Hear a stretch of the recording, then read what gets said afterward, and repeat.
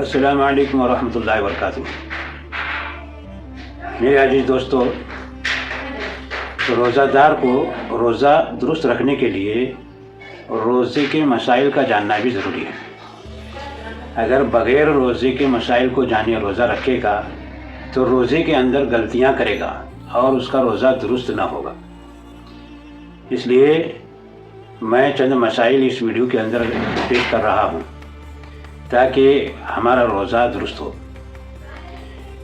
तो मसला ये है कि रोज़े की हालत में अगर कोई भूले से खाना खा रहा है या पानी पी रहा है, पीने की और कोई चीज़ पी रहा है, तो उसका रोज़ा नहीं टूटा।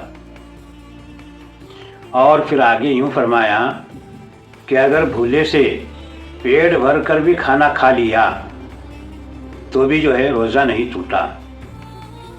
और फिर यूँ फरमाया कि रोज़े की हालत में भूले से कई मरतबा खा रहा है तो भी जो है उसका रोज़ा नहीं टूटा।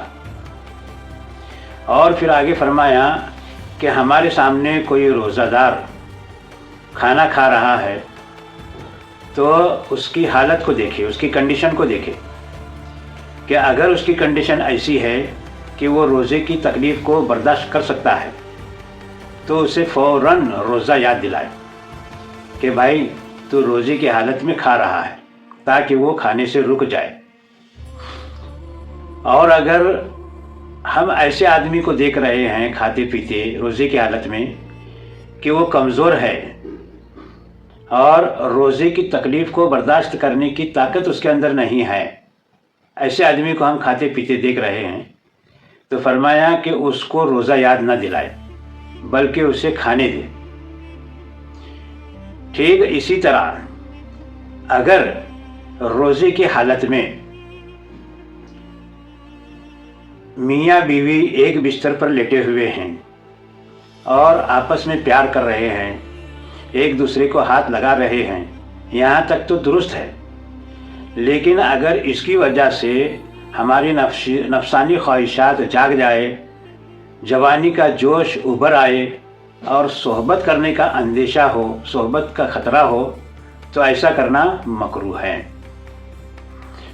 और फिर आगे फरमाया कि रोज़े की हालत में सुरमा लगाना, तेल लगाना, इतर का लगाना, ये सब जो है दुरुस्त है, रोज़े को कोई नुकसान नहीं होता, इससे रोज़ा नहीं टूटता। और फिर आगे फरमाया कि अगर अपने आप हलक में मक्खी चली जाए, रोज़े की हालत में मक्खी चली जाए, या रोज़े की हालत में अपने आप धुआं हलक में चला जाए, या रोज़े की हालत में अपने आप धूल या मिट्टी हलक में चली जाए, तो रोज़ा नहीं टूटता। और फिर आगे फरमाया कि जानबूझकर अगर कोई ऊद की धुनी जलाए या अगरबत्ती लगाकर उसका धुआं हलक में ले ले, और या तो जो है कोई ऐसी खुशबू की चीज़ जलाए जिसकी खुशबू महकती है, धुआं निकलता है, तो ऐसी चीज़ जानबूझकर जलाकर उसका धुआं हलक में चला जाए तो इससे रोज़ा टूट जाता है।